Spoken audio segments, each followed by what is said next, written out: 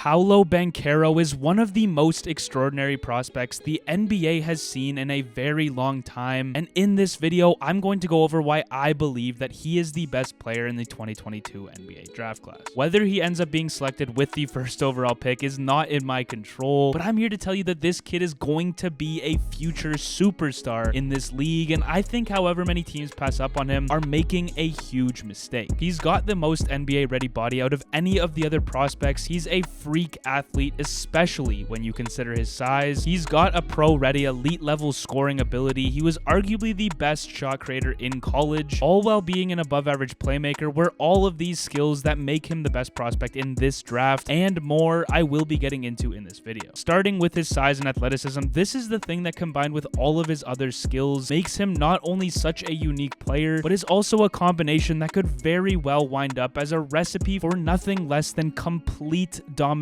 over the rest of the NBA in a couple years' time. Banchero is a 6'10", 250-pound forward who has a 7'1" wingspan, where I've even heard reports that he's as tall as 6'11", and he's still just 19 years of age. But to give a glimpse of other players who his height and weight resemble are Ben Simmons, LeBron, Blake Griffin, and Dwight Howard, so keep this frame in mind as I talk about his skill set on the court. He's a great athlete that has shown flashes all throughout his freshman year at Duke of his athleticism. He's extremely explosive in space and powerful when he jumps off of two, as this athletic ability will allow him to compete the moment he steps foot into the NBA and give him time to sharpen up the rest of his game. Paolo is also a guy who can turn on the Jets when in transition, using a combination of his playmaking, athletic, and finishing ability to be a force to be reckoned with, as this is an area where there's a ton of untapped potential, as Duke ranked 190th in pace last season. The area in which I think separates Banchero from the rest of the prospects in this draft is his ability to create shots for himself, as he averaged over 17 points per game at Duke, shooting 48% from the field. For his size, what he can do handling the ball is special. With a variety of moves he likes to use, he's comfortable on dribble pull-ups, he can get to the bucket with ease, he has incredible footwork, and he does a very good job of understanding how to use his size to his advantage. The wide variety in his arsenal makes things difficult for opponents to stay in front of him, as on top of this phenomenal handling and finishing ability, Paolo was also one of the most efficient short and mid-range jump shooters who could do it all from inside the arc with step-throughs, fades, or even his go-to, which is his spin move. What Banchero has the potential to blossom into as an offensive superstar is something that I think is going to terrify people. I can only see him putting on more muscle the more time he spends in the NBA, being that he's just 19 years of age, so he'll be able to steamroll through people. He has the athletic ability to jump out of the gym, but on top of the fact that he can bully his way into the paint, he's also one of the shiftiest players in this class, so getting by his man won't be difficult, mixed in with the fact that defenders already need to watch out for his lethal mid-range game as well. The area in which I think would make Banchero unstoppable offensively is if he were to develop his three-point shot further. It's not terrible, as he shot 33.8% from 3 at Duke on 3.3 attempts, but again, if defenders are forced to guard him tightly along the perimeter, the world would be his oyster with the amount of different things he could do with the ball. The positives surrounding this is that he has a really clean shooting stroke and mechanics, giving me the impression that this is going to be a part of his game that slowly develops, and even as the year went on for him in college, his shot continued to get better as he finished the season off shooting 45% from 3 in his last 11 games. A very underrated aspect of his game is also his playmaking, as he had some typical freshman adjustments early in the season, but shined as a passer as the year went on. This looks like an area that can be an immediate strength for him at the next level. He averaged 4.3 assists over his last 12 games, which included 16 total in 2 games against Syracuse. He can make touch lobs to his teammates, wraparounds, and drop-offs with ease. Like I've already mentioned, he can grab and go in transition. He plays with his head and eyes up practically at all times, and when he wants to, he's also shown to add some flair to get the crowd going and energize his teammates. I really loved his ability to look and make driving kicks consistently, as this is a scary combo the more he develops offensively and starts to attract more defensive attention on drives, leaving him countless opportunities to kick out to his teammates for open looks. The area in which many people really had a problem with Paolo was his defensive consistency. He has the physical tools to be an elite defender in the NBA. With his size and reach, he just has to be more aware and disciplined on the court, but when he's locked in, he looks dominant. He had a decent amount of lapses last season, especially off the ball, where he had a tendency of falling asleep on plays or getting too attached to his man or the ball instead of seeing both. He's not the most natural rim protector or shot blocker, blocker, but again, he showed flashes of this, and the potential of being a small ball 5 is definitely there. What I am really impressed with out of him on defense is his ability to defend one-on-one in space. Multiple times during the season, we saw him have great possessions on guards, and opponents shot just 21.9% in isolation against him. He's very switchable, allowing him to guard 1 through 5, and when he's been engaged, he's shown to have the potential to one day be great. Once again, the only problem is his consistency. I already see a lot in Banchero as a prospect, and I'll even go as far as saying I think his ceiling hovers around being an all-NBA caliber player to an all-star. He has the potential to be one of the toughest offensive players to guard in the NBA down the line, while I also think he's going to be a dynamic playmaker who will be an all-around threat in just a few years that can very well be the best player on a championship team. His floor, I don't think drops anywhere lower than being a regular starter in the NBA. He'll be a key contributor wherever he plays, even if some of his weaknesses like his defensive consistency don't sort themselves out, and even then, I think his ability on the other end more than makes up for it. At this very moment, with an incredibly early prediction, I could also very well see Banchero wind up with the Rookie of the Year next year. This will depend on his situation he gets drafted into, obviously, but in terms of how he shakes up against the other top prospects like Jabari Smith Jr. and Chet Holmgren, where I have made videos on them both, they are both guys who I think are still going to be special, but none of them are more ready to play in the NBA than Paolo is, as they do have some things they're going to need to improve before being the stars they're projected to be. It's unclear where he's going to end up being selected in the draft, as even though I feel like Jabari Smith Jr. is going number 1, it's not looking like one of those years where that's the unanimous number 1 pick, and honestly, I could see anything happening in this year's draft that shakes things up incredibly. Be sure to subscribe if you haven't already for more content like this. It's free and it helps me out a ton.